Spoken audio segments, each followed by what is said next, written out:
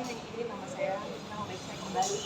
Ini bukan bicara tentang kembalinya atau saya menjadi legislator kembali di periode 2024, tapi yang lebih penting adalah saya itu bersikap kepada saya sebagai seorang ibu.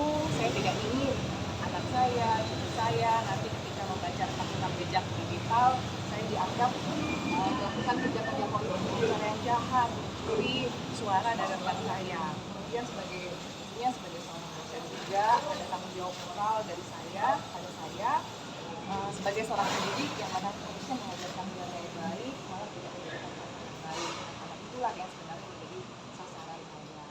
Dan Calon legislatif terpilih yang dipecat keanggotaannya dari PDI Perjuangan, yakni Tia Rahmania, mendatangi Mabes Polri di Jakarta Selatan pada Jumat 27 September 2024 sore.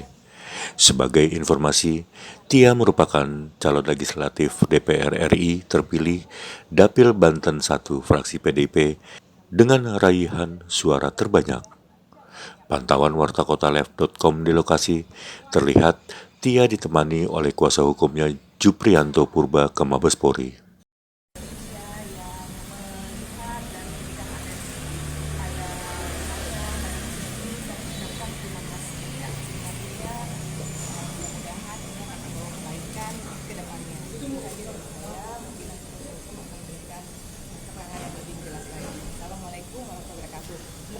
Merdeka. Berarti izin bisa jawabnya dia hasil konsultasi dengan pihak pemilik tadi apa sih hasilnya?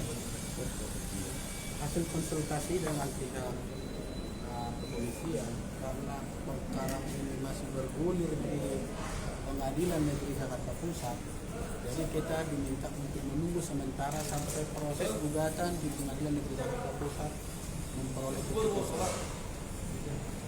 Itulah yang menjadi konsultasi karena ini menyangkut tentang undang-undang partai politik. Sebenarnya yang membuat kita sampai kepada titik ini karena ada tuduhan kepada Butia bahwa dia melakukan penggelembungan suara. Padahal faktanya kalau kita lihat putusan Bawaslu Provinsi Banten dikatakan kalau Butia tidak terlibat, tapi oleh Mahkamah Partai itu jadi dasar. Nah, kalau kita lihat pertimbangan majelis Mahkamah Partai, di situ kan dikatakan dia ada mengambil suara Hasbi 51, suara partai 10, 251, suara partai 10. Tapi dalam amar putusan mengatakan dia melakukan penggelembungan suara 1.600 getar itu. Jadi itu membuat kita dari mana putusan seperti ini, dan itu pun perlu kita sampaikan. Putusan Mahkamah Partai sampai detik ini kita belum diberitahukan secara resmi. Jadi kita belum dapat sampai saat ini. Baru yang kita dapatkan hanya surat pemecatan sebagai anggota partai, itu pun kemarin, bukan pada saat dikeluarkan di KPU, tapi kemarin baru dikirim surat pemecatannya ke Butia. Seharusnya kan ini tidak patut. Harusnya keputusan partai diserahkan, pemecatan diserahkan sebelum KPU mengeluarkan Butia sebagai salah satu calon anggota DPR yang akan dilantik. Ini yang menurut kita tidak ada kewajiban kita, tidak wajar menurut kita. Seorang jadi tapi dia tidak pernah diberikan hasilnya. Inilah yang menjadi, karena kan kalau dibilang penggelembungan suara kan kejahatan undang-undang pemilu, yang mana kalau terjadi penggelembungan suara maka akan dilakukan proses di Bawaslu dulu terlebih dahulu. Setelah ada indikasi baru bahkan dia penyidikan, untuk dilakukan penyidikan.